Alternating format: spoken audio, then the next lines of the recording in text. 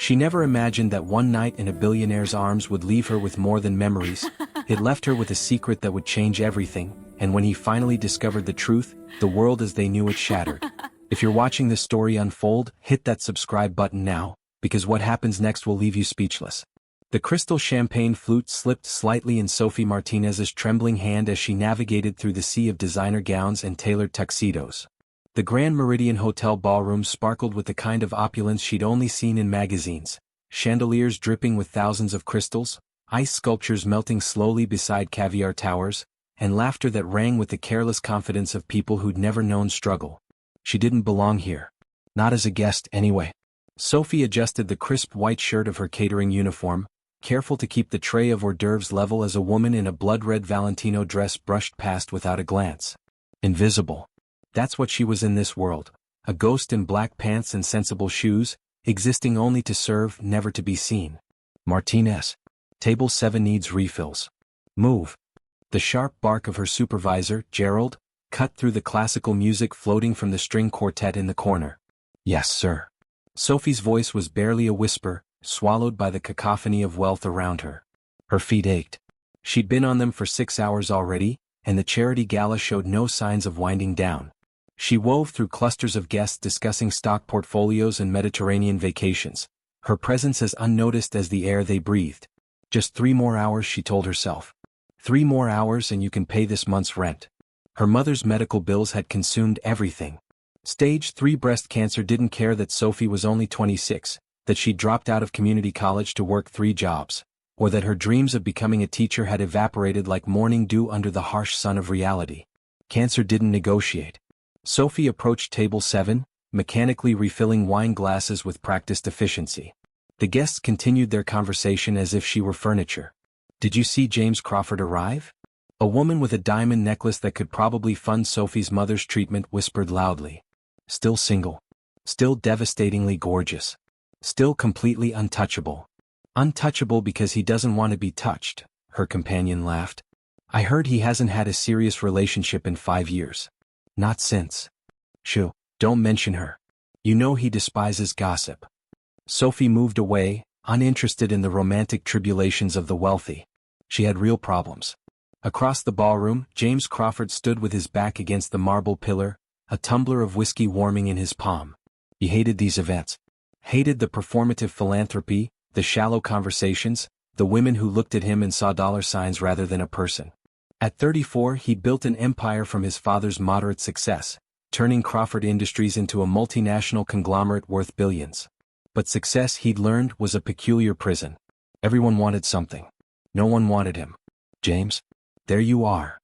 Richard Morrison, a business associate, approached with the predatory smile of someone about to ask for investment capital.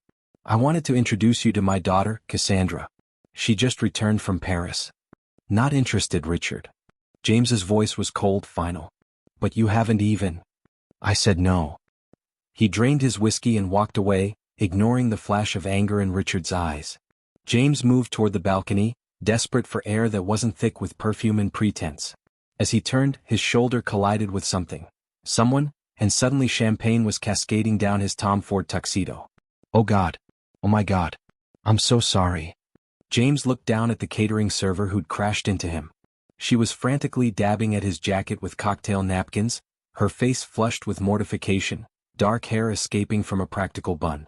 Sir, I'm so sorry. I wasn't looking. I'll pay for the cleaning. Oh. Stop. His command was sharp, but something made him soften it. Just stop. She froze, finally looking up at him. And for the first time in months, maybe years, James actually saw another person. Really saw them. Her eyes were dark brown, almost black in the chandelier light, and swimming with unshed tears. Not tears of fear but exhaustion. Bone-deep, soul-crushing exhaustion that he recognized because he saw it in his own mirror every morning. I can't lose this job, she whispered, and the desperation in her voice cracked something in his carefully constructed armor. Please. I need this job. The supervisor was already barreling toward them, fury written across his florid face. Martinez. You clumsy. It was my fault. James heard himself say. I turned without looking. Your server did nothing wrong. The supervisor's anger evaporated into obsequious apology. Mr. Crawford. Of course, sir. I apologize for any. Leave us. The man scurried away like a roach fleeing light. James looked back at the woman, Martinez apparently, who was staring at him with confusion and something that looked dangerously close to gratitude. Thank you, she breathed. You didn't have to. What's your name? Sophie. Sophie Martinez. Well, Sophie Martinez, you look like you could use a drink more than I need a clean tuxedo. A ghost of a smile flickered across her lips, transforming her face from merely pretty to genuinely beautiful. I'm working. Not anymore. Not tonight. He didn't know what possessed him. Maybe the whiskey, maybe the exhaustion that mirrored his own, or maybe just the bone-deep loneliness that money couldn't fill. Come with me. I can't. I'll get fired.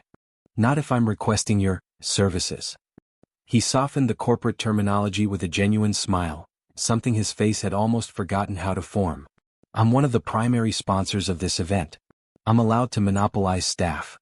She hesitated, and in that hesitation, James saw the war playing out behind her eyes. Responsibility versus recklessness. Survival versus living.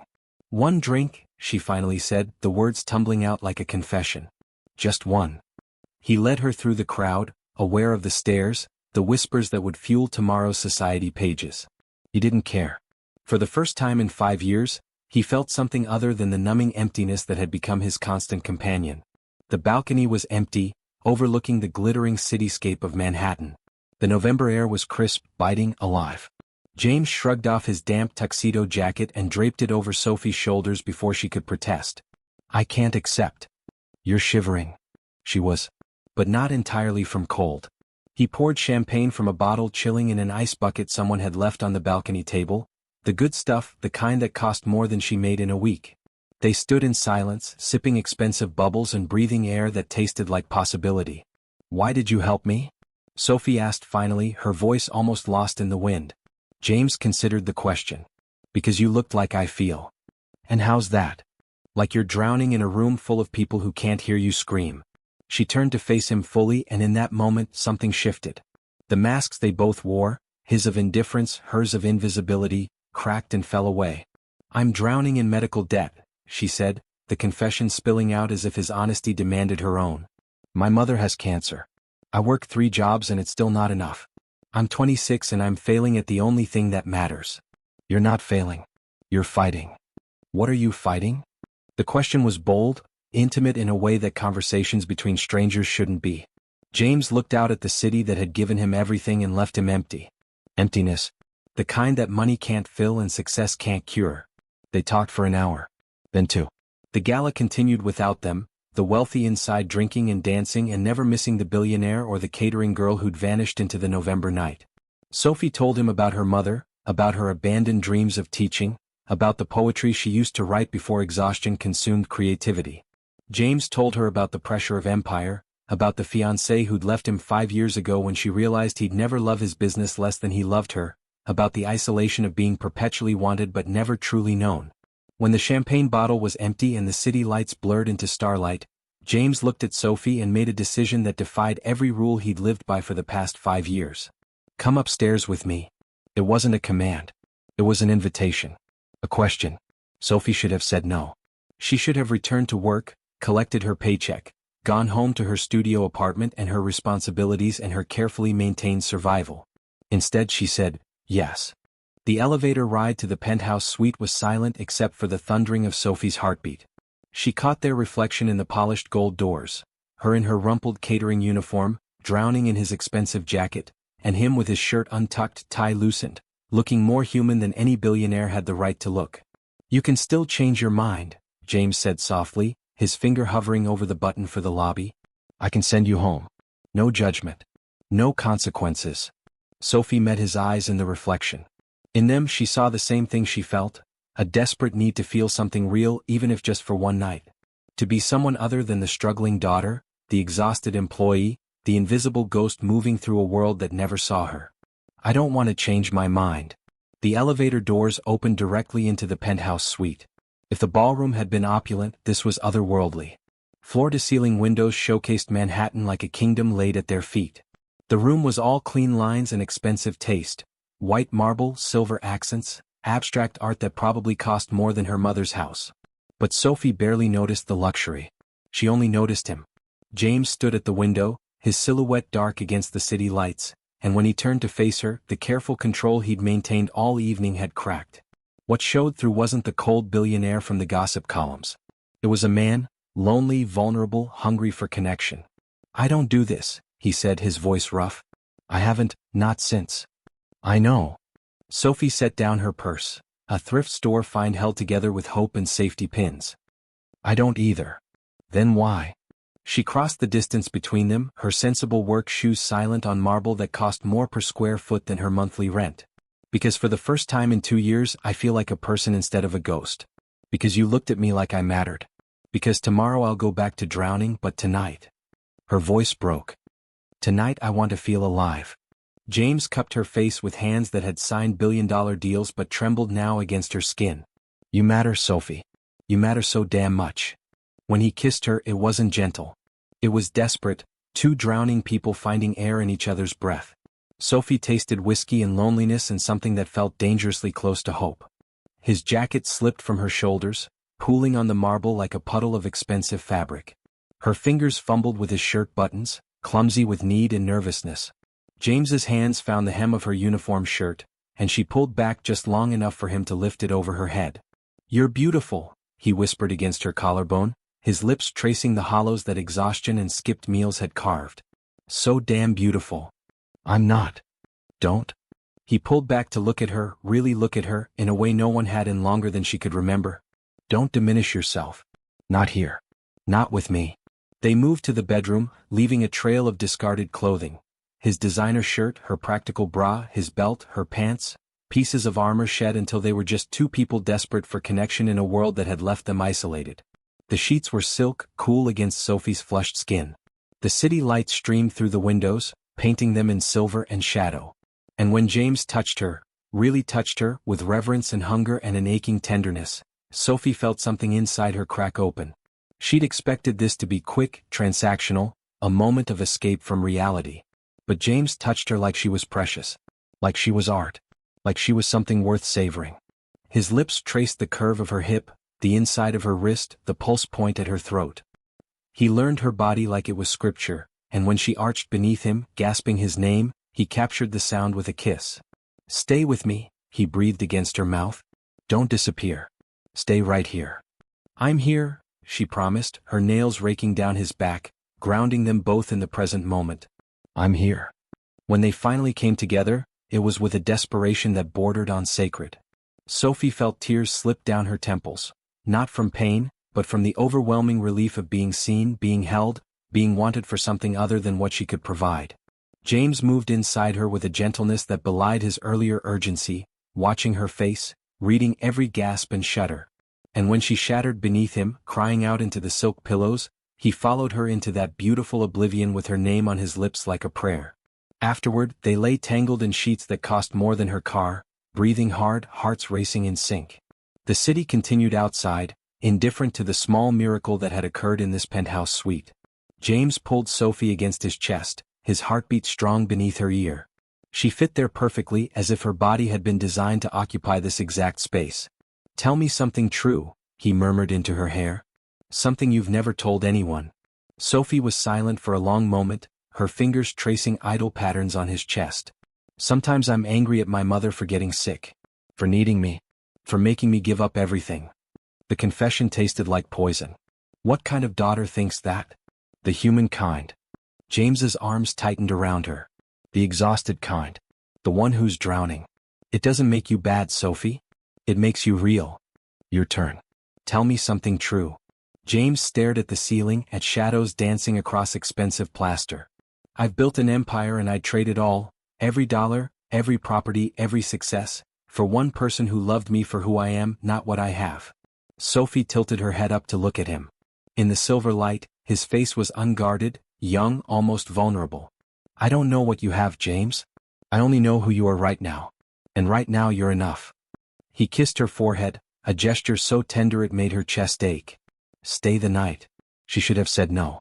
Should have returned to reality, to her studio apartment and her alarm clock set for 5 a.m. and the life that was waiting for her. But the bed was soft, his arms were warm, and for the first time in years Sophie felt safe. "Okay," she whispered. "I'll stay." They made love again, slower this time, learning each other's bodies like language. And when Sophie woke to gray dawn light filtering through floor-to-ceiling windows and the immediate, crushing weight of reality, she was in a billionaire's bed. She'd slept with a man whose last name she'd only learned from gossip. She'd abandoned her job, probably gotten herself fired, and lost income she desperately needed. Panic clawed at her throat. She slipped carefully from James's embrace, holding her breath when he stirred but didn't wake. In the pale morning light, he looked younger, peaceful, the harsh lines of wealth and power softened by sleep. Sophie found her clothes scattered across the suite, her uniform shirt crumpled near the window, her pants draped over an abstract sculpture that probably cost 6 figures. She dressed quickly, quietly, her hands shaking. On the nightstand she noticed his wallet, carelessly discarded. She could take money. He'd never miss it. A few $100s would cover this month's gap in her mother's medication costs. Her hand hovered over the leather, trembling. Then she pulled back, disgusted with herself. She wasn't a thief. Poverty hadn't stolen her integrity, even if it had stolen everything else. Instead, she scrawled a note on the hotel stationery with a pen from his jacket pocket. Asterisk, "Thank you for making me feel seen. For one night I wasn't drowning. I'll remember that. Sophie asterisk." She didn't leave her number. Didn't leave her last name. This wasn't a fairy tale. Billionaires didn't fall for broke catering girls, and Cinderella stories only existed in movies. This was one beautiful night and it was over. Sophie took one last look at James sleeping in the tangle of silk sheets, memorizing the moment, then slipped out of the suite before her heart could convince her to do something foolish. Like hope. James woke to an empty bed and cold sheets. For a moment he was disoriented. His penthouse, morning light, the lingering scent of perfume that was drugstore, not designer. Then memory crashed over him. Sophie. He sat up, scanning the room for any sign of her. Her clothes were gone. Her purse was gone. She was gone. On the nightstand he found the note. James read it 3 times, his jaw tightening with each pass. She'd left. Of course she'd left. Everyone always left. He crumpled the note in his fist, anger surging through him. Not at her, but at himself for believing, even for a moment, that last night had meant something beyond physical release. He'd told her things he'd never told anyone. Touched her with a tenderness he'd forgotten he possessed. Felt, for the first time in 5 years, like maybe he wasn't completely hollow inside. And she disappeared like smoke. James threw the note across the room and stalked to the shower, turning the water hot enough to scald. He had meetings today. Contracts to sign. An empire to run. Last night was an aberration, a moment of weakness. He would forget Sophie Martinez. He would move on. He would never think about her dark eyes or the way she gasped his name or the feeling of being truly seen for the first time in years. Except he knew, with a certainty that settled like lead in his stomach, that he was lying to himself. Some nights changed everything. And this had been one of them. 5 months later. Sophie's hands trembled as she gripped the edge of the bathroom sink, staring at the positive pregnancy test lying on the counter like an accusation. 3 tests. 3 pink lines. 3 confirmations of the truth she'd been denying for 6 weeks. She was pregnant. With a billionaire's child. A billionaire whose last name she knew but whose phone number she didn't have. A man who lived in a world so far removed from hers that their one night together felt less like memory and more like fever dream. Sophie's reflection stared back at her from the medicine cabinet mirror, dark circles under her eyes, face thinner than it should be, exhaustion carved into every line. She was 3 months pregnant and barely surviving as it was. Her mother's cancer treatment had intensified. The medical bills had multiplied. She'd lost the catering job. Gerald had fired her the morning after the gala for abandoning her post. She was down to 2 jobs now, morning shift at a diner, evening shift cleaning office buildings. And now this baby. Sophie's hand moved to her still flat stomach, and despite everything, the fear, the impossibility, the overwhelming terror, she felt something else. Hope. Dangerous, foolish hope. Mija? Her mother's weak voice called from the bedroom. Are you okay? Sophie shoved the pregnancy tests into the trash, burying them beneath tissues and cotton balls. Fine, Mama. Just getting ready for work. She couldn't tell her mother. Not yet. Maria Martinez was fighting for her life. She didn't need the added stress of an unexpected grandchild from a one-night stand. Sophie splashed cold water on her face, straightened her diner uniform, and tried to convince herself that she could do this. Single motherhood. Poverty. Survival. She'd been doing impossible things her whole life. This was just one more. Across the city, James Crawford stood in his corner office on the 63rd floor, staring at the financial reports on his desk without seeing them. 5 months. It had been 5 months since that night, and he still couldn't get Sophie Martinez out of his head. He tried. God knew he'd tried. He'd thrown himself into work, acquiring companies, closing deals, expanding his empire until Crawford Industries dominated 3 new markets. He'd attended charity galas and society events, always scanning the catering staff for a familiar face with dark eyes and a ghost's presence. He'd even hired a private investigator. The report sat in his desk drawer, thin and unsatisfying. Sophie Martinez, 26, currently employed at Rosie's Diner and Marshall Cleaning Services. Mother, Maria Martinez, stage 3 breast cancer. No criminal record. No social media presence. No contact information beyond a disconnected cell phone number and an apartment address in a neighborhood his driver refused to enter. James had gone to the apartment once, 3 months ago, standing outside the crumbling building like a stalker, trying to work up the courage to knock. He'd left without announcing himself, convinced that showing up unannounced would make him look unhinged. Because he was unhinged. No woman had ever affected him like this. No night had ever lingered in his mind with such persistent clarity. He could still taste her skin, still hear the way she'd said his name, still feel the way she'd fit against him like she'd been designed for that exact purpose. Mr. Crawford? His assistant, Jennifer, appeared in the doorway. Your 2 p.m. is here. The merger discussion with Hartwell Corporation. Cancel it. Sir? Cancel it. Cancel everything today. James was already pulling on his suit jacket, making a decision that defied every logical bone in his body. I'm going out. Jennifer's eyebrows climbed toward her hairline. James Crawford never canceled meetings. Never rearranged his schedule. His empire ran on punctuality and precision. Should I reschedule or? I'll let you know. James was out the door before she could respond, his heart pounding with a recklessness he hadn't felt since the night he'd invited a catering server up to his penthouse. He was going to find Sophie Martinez.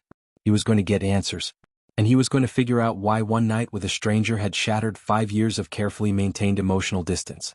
Rosie's Diner was exactly the kind of establishment James never frequented: cracked vinyl booths, laminate tables, a smell of fryer grease and burnt coffee that clung to everything.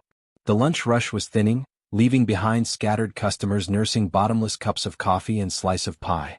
And there, behind the counter, was Sophie. James's breath caught. She was thinner than he remembered, shadows carved beneath her eyes, moving with an exhaustion that made his chest ache.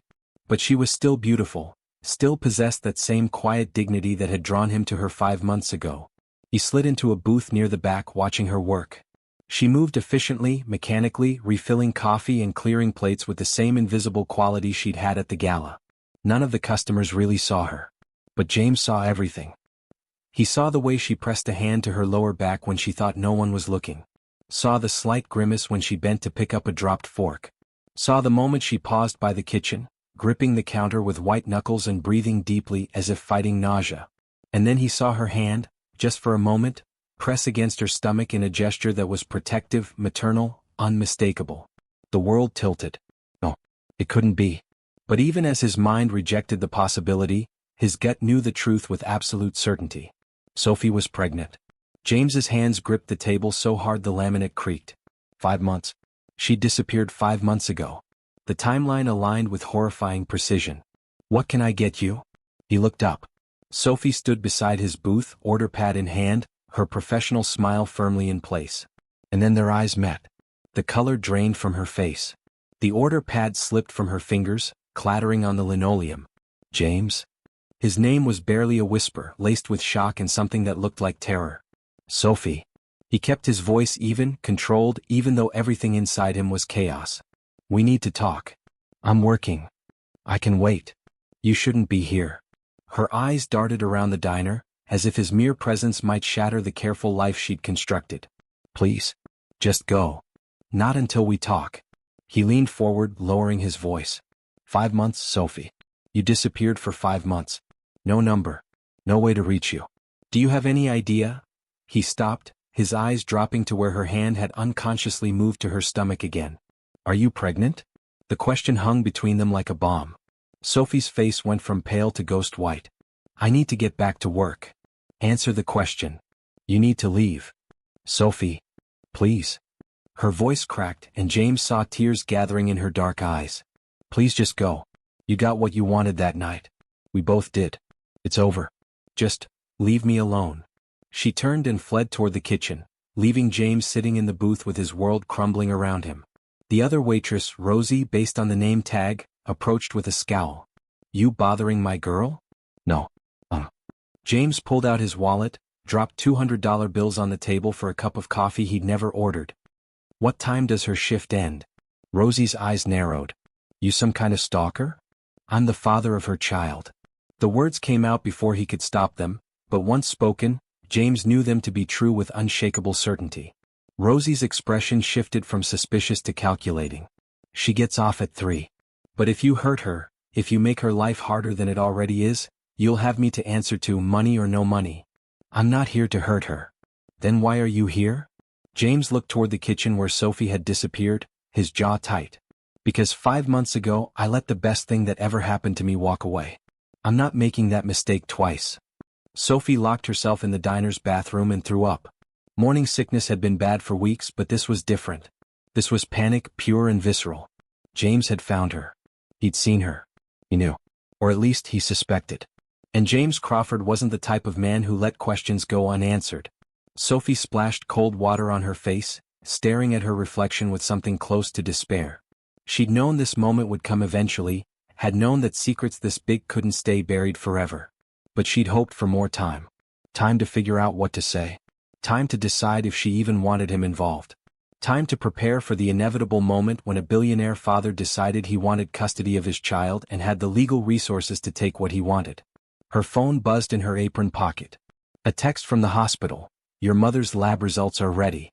Please call to discuss next treatment steps. More tests. More treatment. More bills she couldn't pay. Sophie pressed a hand to her stomach, feeling the barely there swell of new life. I'm sorry, she whispered to the baby that didn't yet have ears to hear. I'm so sorry you're getting me as a mother. You deserve so much better than this. But even as she said it, Sophie knew she would fight. She would claw and scrape and survive just like she always had. Even if it meant facing the man who'd given her one perfect night and then become a beautiful memory she tried desperately to forget. James waited in his car outside the diner for 2 hours. He watched the lunch rush fade, watched Sophie move through the windows like a ghost, watched her exhaustion grow with every passing minute. At 3:15 she emerged from the side door, pulling a threadbare jacket around her thin frame. She looked left, then right, then started walking toward the bus stop. James got out of the car. Sophie, wait. She froze, then kept walking faster now. Please. Just give me 5 minutes. I have to get to my second job. I'll drive you. No. Then I'll follow you on the bus. He caught up to her, matching her pace. I'll show up at your second job. I'll stand outside your apartment. I'll do whatever it takes because we need to have this conversation. Sophie whirled on him, eyes blazing. You want a conversation? Fine. Yes, I'm pregnant. Yes, it's yours. No, I don't want your money. No, I don't expect anything from you. There. Conversation over. The confirmation hit James like a physical blow, even though he'd known. Hearing it spoken aloud made it real in a way speculation hadn't. He was going to be a father. How far along? His voice was rough. 20 weeks. Almost 5 months. Have you seen a doctor? I can't afford. She stopped, shaking her head. This isn't your problem, James. We had one night. That doesn't obligate you to anything. Doesn't obligate. James laughed, the sound sharp and humorless. Sophie, you're carrying my child. Our child. How is that not my problem? My responsibility? Because I didn't ask for your help. The words burst from her like a dam breaking. I didn't ask for any of this. I was supposed to work that night, go home, keep surviving. But you looked at me like I mattered and I forgot. I forgot that fairy tales aren't real. That men like you don't end up with women like me. That one night is just one night. Tears streamed down her face now, and James felt something inside him crack wide open. You think that's all it was for me? He stepped closer, careful not to touch her but needing her to hear him. I've thought about you every single day for 5 months. I hired a private investigator. I came to your apartment building and stood outside like a stalker. I've been searching for you because that night meant something, Sophie. It meant everything. She shook her head, backing away. You don't mean that. You're in shock. You'll realize. I'll realize what? That I finally felt something real for the first time in years? That for one night I wasn't empty? That I fell asleep holding you and woke up alone and nothing has felt right since." Sophie stared at him, her breath coming in short gasps, her hand pressed protectively against her stomach. "I can't do this," she whispered. "I can't let myself believe." "Believe what?" "That this could be anything other than another disaster. I'm drowning, James. My mother is dying. I work 2 jobs and it's not enough. I'm bringing a baby into a world where I can barely survive myself. And now you show up looking at me like you matter? Because you do. For how long?" The question was raw, desperate. "How long before you realize I don't fit in your world? Before you decide it's easier to just pay me off? Before this baby becomes a problem to solve rather than a child to love?" James had never wanted to touch someone more in his life, but he kept his distance, knowing she needed space to breathe, to think. "I don't have all the answers," he said quietly. "I don't know how this works or what happens next. But I know that running from this, from each other, isn't the solution. We made a child together, Sophie. That child deserves better than 2 parents who are too scared to try." A bus pulled up to the stop behind them, brakes hissing. Sophie looked at it, then back at James, war playing across her beautiful, exhausted face. "I have to go," she said finally. "I'll lose my job if I'm late." "Then let me drive you. Please." She hesitated, and in that hesitation James saw hope. "One ride," she said. "That's all." "One ride," he agreed, knowing it was a lie. One ride would become one conversation. One conversation would become one solution. Because James Crawford didn't accept defeat. And he wasn't about to start now. The interior of James's car was everything Sophie's life wasn't. Leather seats that felt like butter, a dashboard that looked like a spaceship control panel, and a silence so complete she could hear her own heartbeat. She gave him the address of Marshall Tower, where she cleaned offices from 4 p.m. to midnight. James didn't speak as he drove, but she felt his glances, felt the weight of unasked questions filling the space between them. "You don't have to do this," Sophie said finally, unable to bear the silence. "The cleaning job. You could just, I don't know, write a check. Isn't that what people like you do? People like me?" James's knuckles whitened on the steering wheel. "You mean people with money who couldn't possibly understand what it's like to struggle?" "I didn't mean. My father started with nothing, Sophie. He built his first business out of a garage, working 20-hour days while my mother cleaned houses to keep food on the table. I grew up watching them sacrifice everything." He paused at a red light, turning to look at her fully. "Money changes circumstances. It doesn't change character." Sophie felt heat rise to her cheeks. "I'm sorry. That was unfair. You're scared. Scared people say unfair things." The light changed and he accelerated smoothly. "But I'm not the enemy here, Sophie. I'm not trying to take anything from you. Then what do you want?" The question hung between them, loaded with meaning. James was silent for a long moment. When he spoke, his voice was raw. "I want to not feel empty anymore. I want to know my child. I want—" He stopped, jaw working. "I want to figure out if that night meant what I thought it meant, or if I've been chasing a ghost for 5 months." Sophie's hand moved unconsciously to her stomach, where their child grew, a product of one night of connection in a world that had left them both isolated. "It meant something," she admitted quietly. "That's what scared me. It would have been easier if it had just been physical. But you saw me, James. Really saw me. And I couldn't." Her voice cracked. "I couldn't let myself hope that it was anything more than a moment." "Why not?" "Because hope is dangerous when you're drowning. It makes you stop fighting. Makes you believe someone will save you instead of saving yourself." She looked out the window at the city rushing past. "I've been saving myself my whole life. I don't know how to do anything else." James pulled the car into the parking garage of Marshall Tower, but didn't shut off the engine. Instead, he turned to face her fully. "What if you didn't have to save yourself alone?" Sophie's breath caught. "James? What if I said I want to be involved? Not just financially but really involved. Doctor's appointments. Midnight cravings. Birth classes. All of it." "You don't know what you're saying." "I know exactly what I'm saying." His blue eyes were intense, unwavering. "I'm saying I want to be a father to this child. And I want to figure out what this is between us, because I haven't been able to stop thinking about you since the moment you climbed out of my bed and disappeared."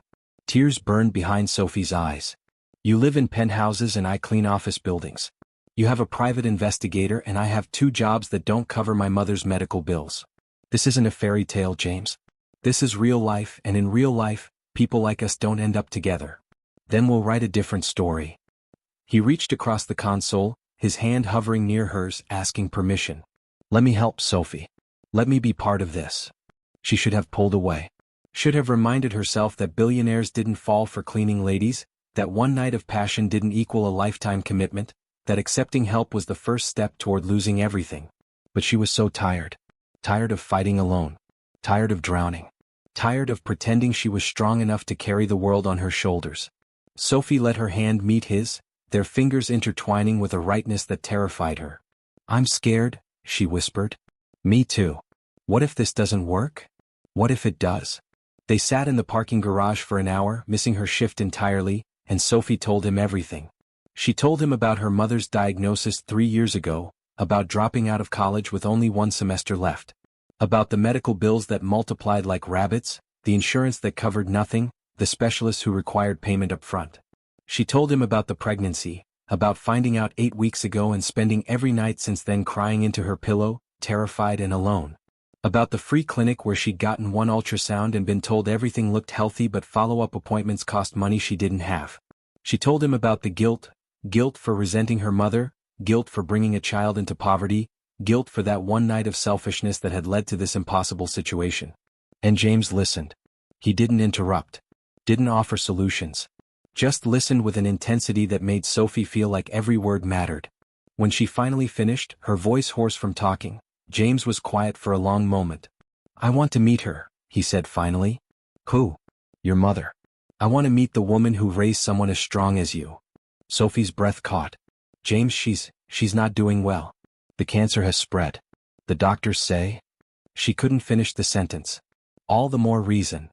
His hand tightened around hers. "She should know that her daughter isn't alone. That her grandchild will be loved and cared for. That you have someone in your corner. She'll think you're just some rich guy trying to ease his conscience. Then I'll prove her wrong." Sophie studied his face, the sharp jawline, the blue eyes that had haunted her dreams for 5 months, the expression of fierce determination that suggested James Crawford didn't know how to accept defeat. "Why?" she asked. "Why do you care this much? You could write me a check, set up a trust fund for the baby, and never think about us again. Why are you here?" James was silent, his thumb tracing circles on the back of her hand. When he spoke, his voice was raw. 5 years ago I was engaged. Her name was Victoria. She was beautiful, accomplished, from the right family. Everything looked perfect on paper. He stared straight ahead as if seeing the past projected on the parking garage wall. But she didn't love me. She loved what I represented. The lifestyle. The status. The money. When I told her I was thinking about selling the company to focus on something more meaningful, she left. Just packed her bags and walked out, because a billionaire was worth her time but a man searching for purpose wasn't. Sophie's heart clenched. "I convinced myself I was fine," James continued. "Threw myself into work. Built the empire bigger. Made more money. Proved she'd made a mistake. But inside." He looked at Sophie and she saw the loneliness that mirrored her own. "Inside I was empty. Every success felt hollow because there was no one to share it with. No one who cared about me rather than my bank account. Until that night," Sophie said softly. "Until you."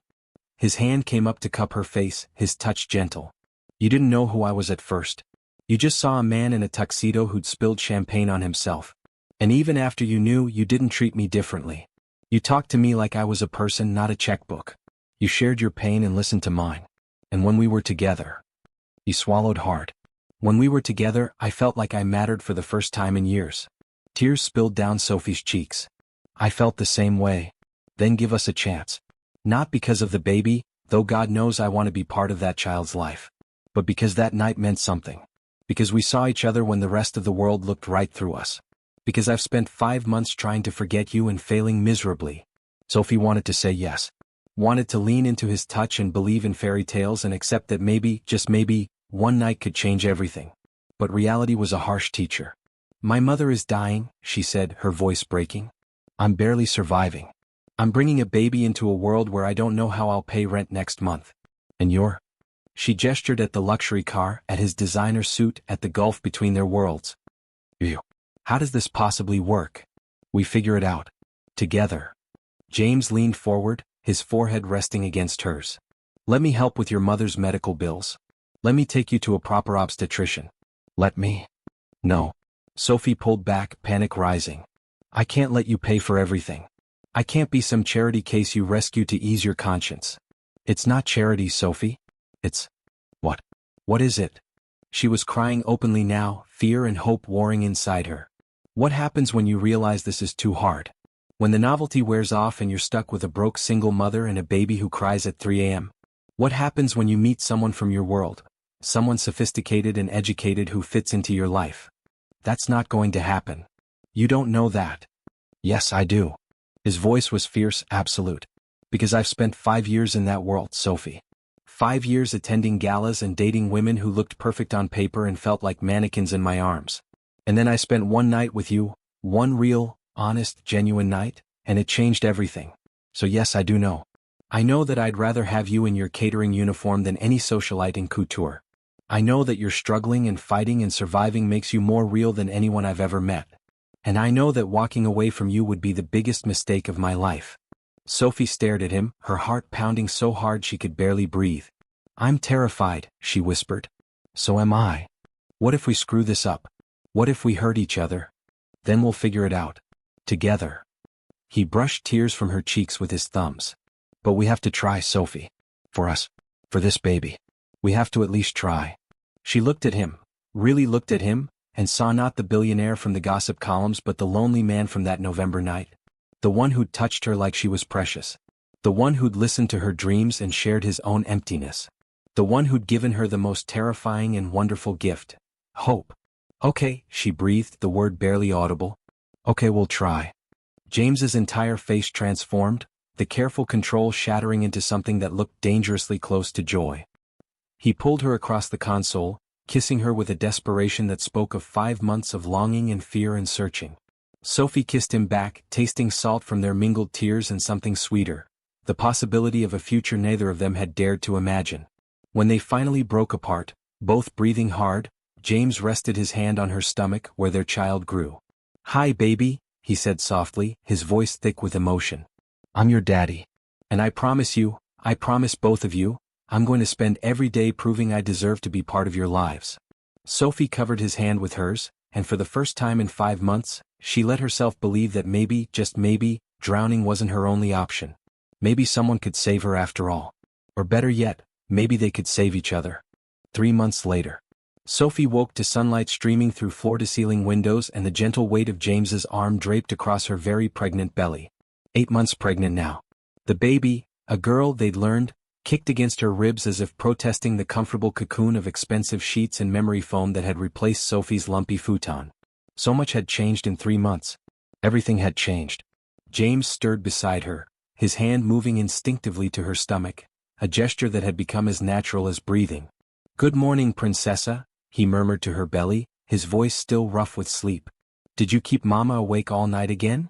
Only until 3 a.m. this time, Sophie said, smiling despite her exhaustion. She's getting better. She gets that from me. I'm very considerate. James kissed Sophie's shoulder, then her neck, then finally her lips. A slow, sweet kiss that still made her heart stutter after 3 months of waking up beside him. They'd taken it slow at first. James had insisted on separate bedrooms when Sophie finally agreed to move into his penthouse 6 weeks ago, saying he wanted to earn her trust rather than assume anything. But separate bedrooms had lasted exactly 4 nights before Sophie had knocked on his door at 2 a.m., unable to sleep, and found him wide awake, clearly in the same state. They'd talked until dawn, and when sleep finally claimed them, it had been in his bed, wrapped together like they'd never been apart. I have to get to the hospital, Sophie said, reluctantly pulling away from his warmth. Mama's doctor said the new treatment is showing results, but she wants to discuss next steps. James sat up immediately, already reaching for his phone. I'll clear my morning. We'll go together. You have that board meeting? They can wait. His tone left no room for argument. Your mother is more important than a board meeting. Sophie's throat tightened with emotion. James had been there for every appointment, every treatment session, every difficult conversation with doctors. He'd paid for the experimental immunotherapy that insurance had denied, the treatment that was actually working, that was shrinking the tumors and giving her mother a fighting chance. But more than the money, he'd shown up. He'd held Maria Martinez's hand through chemotherapy. He'd learned to make her favorite caldo de pollo. He'd sat with her for hours, listening to stories about Sophie's childhood, laughing at embarrassing anecdotes, becoming not just the father of her grandchild but someone Maria genuinely cared about. "Thank you," Sophie whispered, kissing him softly. "For everything." "You don't have to thank me for loving you," James said, and the words still made her breath catch. He'd said it first 3 weeks ago in the middle of assembling a crib at 11 p.m. when nothing was going right and they were both frustrated and exhausted. Sophie had made a joke about billionaires not knowing how to use Allen wrenches, and James had looked at her, really looked at her, and said, "I love you. God help me, Sophie Martinez, but I am completely in love with you." She'd cried. He'd panicked. And then she kissed him and said it back because it was true, terrifyingly and completely true. The hospital room was filled with afternoon light when they arrived. Maria Martinez sat propped up in bed, looking better than she had in months. Color had returned to her cheeks. The oxygen tubes were gone. She was reading a novella and looked up with a smile that grew wider when she saw them. "Mija. And James." Maria set down her book, reaching out both hands. Come. I have news." Sophie's heart clenched with hope and fear. "What did the doctor say?" "The tumors have shrunk by 60%. Maria's eyes filled with tears. 60%, Sophie. "Dr. Morrison says if this continues, I could be in remission within 6 months." Sophie's knees went weak. James caught her, his arm around her waist, supporting her as joy and relief crashed over her in waves. "Mama," she breathed, moving to the bed and taking her mother's hands. That's incredible." "It's a miracle," Maria said, looking at James with an expression that held profound gratitude. "Thanks to you, Mijo. Thanks to this treatment you made possible." "Thanks to your strength, Senora," James said gently. "Money doesn't fight cancer. You did that." Maria shook her head, squeezing both their hands. "Money gave me the weapons to fight. Hope gave me the reason. And you both gave me hope." Her eyes moved to Sophie's swollen belly. "The idea of meeting my granddaughter, of seeing my Sophie happy for the first time in years, that's what kept me fighting." Sophie was crying openly now, overwhelmed by the impossible blessing of her mother's improvement, of the life growing inside her, of the man standing beside her who'd transformed her world in 3 months. "I'm so happy, Mama," she whispered. "So scared but so happy." "Scared is good, Mija. Scared means you know how precious this is." Maria looked at James, her expression turning serious. "You take care of my daughter and my granddaughter. Not with money, though that helps, but with love. With presence. With the kind of partnership that makes the hard days bearable." "I will," James promised, his voice thick. "I swear to you I will." Maria nodded, satisfied, then smiled mischievously. "Good. Now when are you two getting married? This baby needs her parents to make an honest woman of Sophie before she arrives." "Mama?" Sophie's face flamed. But James was grinning. "Actually, Senora, I was hoping to discuss that with you. I wanted your blessing before I asked." Sophie's heart stopped. "James, what?" He turned to her, taking both her hands, his blue eyes shining with emotion and certainty. "I was going to wait. Do this properly with a ring and a romantic dinner and all the traditional things. But your mother's right. Why wait when I know exactly what I want?" "James?" He dropped to one knee beside the hospital bed, still holding her hands, looking up at her with an expression that held everything: love, hope, promise, future. "Sophie Martinez, you walked into my life in a catering uniform and changed everything. You made me feel again. You gave me purpose beyond profit margins. You showed me what it means to fight for something that matters. And now you're giving me the greatest gift I could ever receive. A daughter, a family, a reason to be better than I ever thought I could be." His voice cracked. "I know it's fast. I know we're still figuring this out. But I also know that I want to spend every day for the rest of my life proving I deserve you. So will you marry me?" Sophie couldn't speak, couldn't breathe, could only stare at the billionaire kneeling on a hospital floor, asking her, broke, pregnant, ordinary her, to be his wife. "Say yes, Mija," Maria urged, laughing through her own tears. "Put the poor man out of his misery." "I don't have a ring," James said, almost apologetically. "I wanted to choose it together. Wanted you to have something you actually liked instead of assuming I knew best. But if you say yes, I promise." "Yes." The word burst from Sophie like a dam breaking. Yes, absolutely yes." James surged to his feet, catching her in his arms, carefully, mindful of her belly, and kissed her with a passion that made Maria laugh and cover her eyes dramatically. Enough. There's a sick woman here who doesn't need to see all that." They broke apart, both laughing, both crying, foreheads pressed together as their daughter kicked between them, as if celebrating the moment too. "We're getting married," Sophie whispered, wonder in her voice. "We're getting married," James confirmed, his hand on her belly, his eyes full of everything she'd stopped believing could be hers. "And we're having a baby. And we're going to figure out this crazy life together." "I'm still scared," she admitted. "Good. Me too. But we'll be scared together." 6 weeks later. The wedding was small, intimate, nothing like the society affair James could have arranged. Just close friends, a few business associates, and Sophie's mother, who'd been released from the hospital and was growing stronger every day. They held it at sunset on the penthouse terrace, with the Manhattan skyline as their backdrop and a string quartet playing softly. Sophie wore a simple cream dress that accommodated her 9-month pregnant belly, and James couldn't take his eyes off her. She was radiant, glowing not just with pregnancy but with genuine happiness, the kind that came from being loved and choosing to love in return. "Dearly beloved," the officiant began, but Sophie barely heard the traditional words. She was too focused on James's face, on the way he looked at her like she was the most precious thing in his world. When it came time for vows, James went first. "Sophie, 8 months ago you climbed into my life in the most unexpected way and refused to leave. You challenged me, frustrated me, terrified me, and ultimately showed me what I'd been missing in all those years of empty success.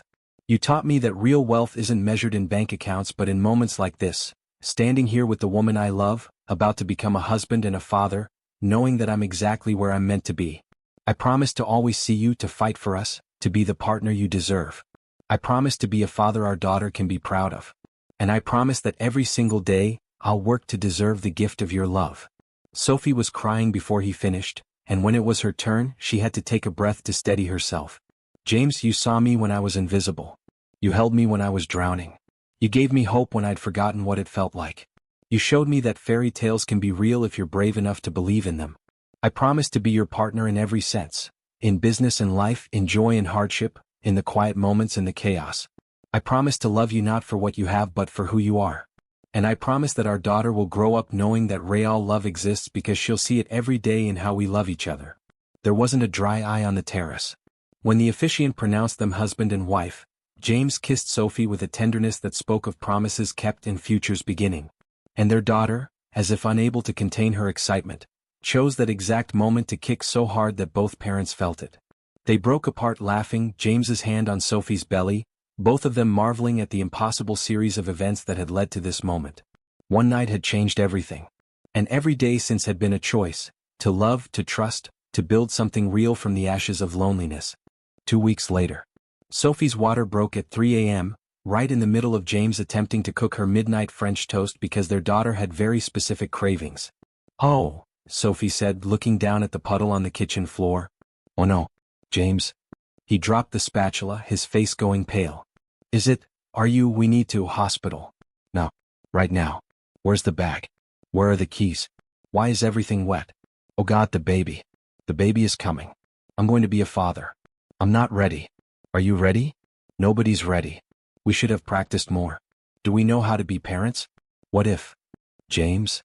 Sophie caught his face in her hands, laughing despite the contraction beginning to build. "Breathe more.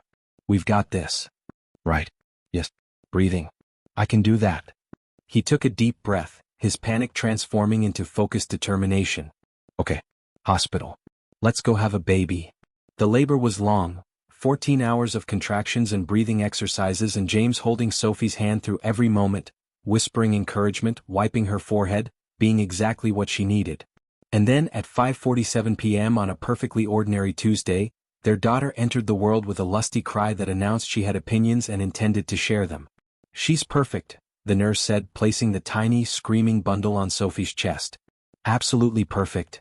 Sophie looked down at her daughter, their daughter, and felt her heart expand in ways she hadn't known were possible. 10 tiny fingers. 10 tiny toes. A shock of dark hair and eyes that were trying desperately to focus.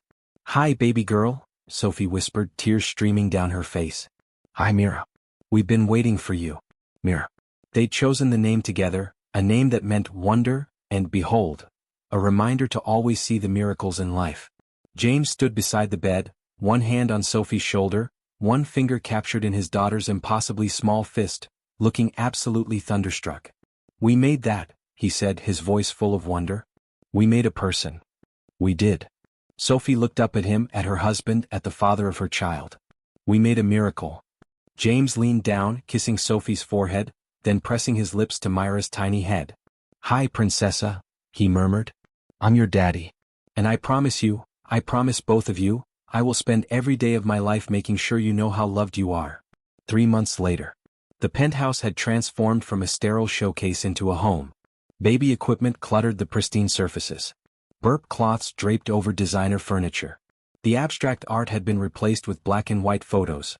Sophie laughing during pregnancy, James holding Mira for the first time, Maria with her granddaughter, moments of real life captured and cherished.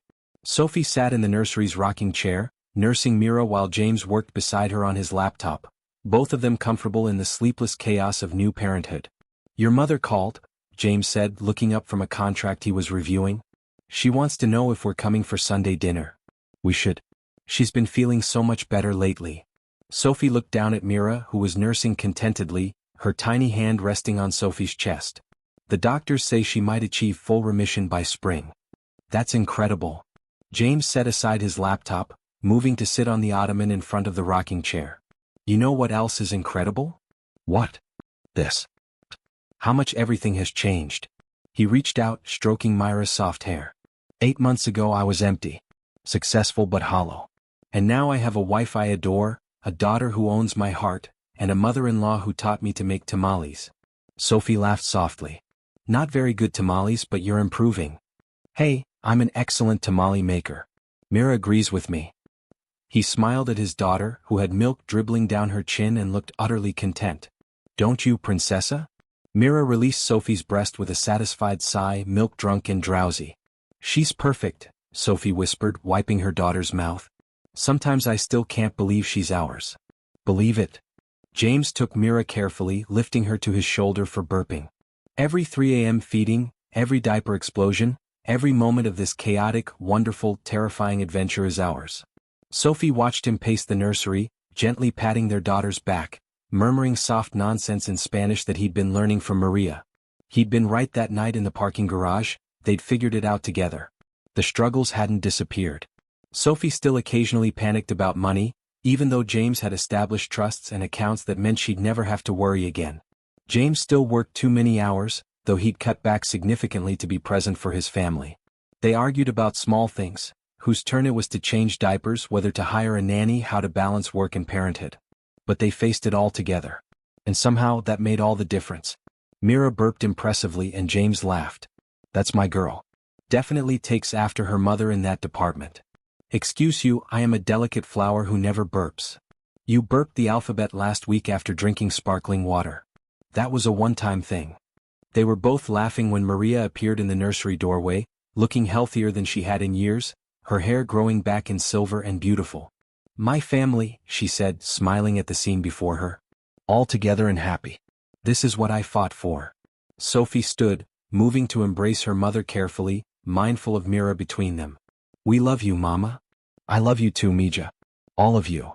Maria looked at James, at her granddaughter in his arms, at the life they'd built from impossible circumstances. "You know, when Sophie first told me about that night, about meeting a billionaire at a gala, I was so worried. I thought, this man will break her heart. Men like that don't stay with women like us."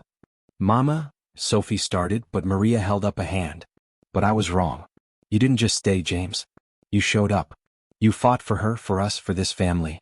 You proved that love isn't about money or status or what world you come from. It's about choice. And every day you choose us.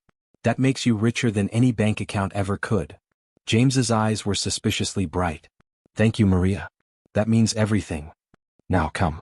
I made pozole, and before you protest, yes, James, there's extra lime and radishes just the way you like." Maria headed toward the kitchen, calling over her shoulder, "And Sophie, Mija, your daughter needs a cousin. When are you two giving me another grandbaby?" "Mama?" Sophie's face flushed red while James burst out laughing. "We just had this one." Sophie protested. Details. I'm 63 and cancer-free. I want lots of grandbabies while I can enjoy them." James leaned close to Sophie, Mira still cradled safely in his arms.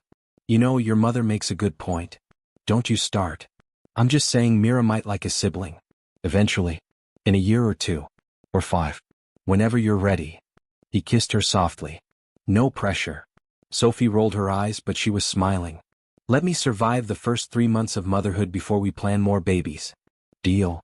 James shifted Mira to one arm and pulled Sophie close with the other, the three of them standing in the nursery that represented everything they'd built together.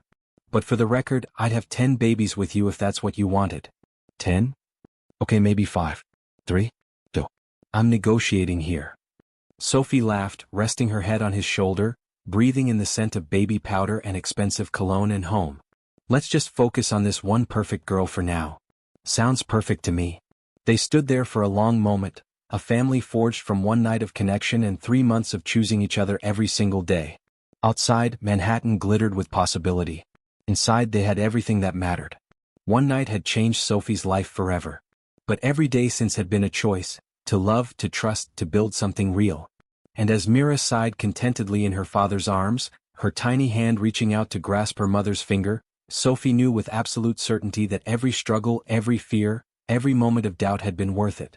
Because this love, this family, this life, was her fairy tale. And it was real. 1 year later. The charity gala at the Grand Meridian Hotel was in full swing, exactly like the one where Sophie and James had met 2 years ago.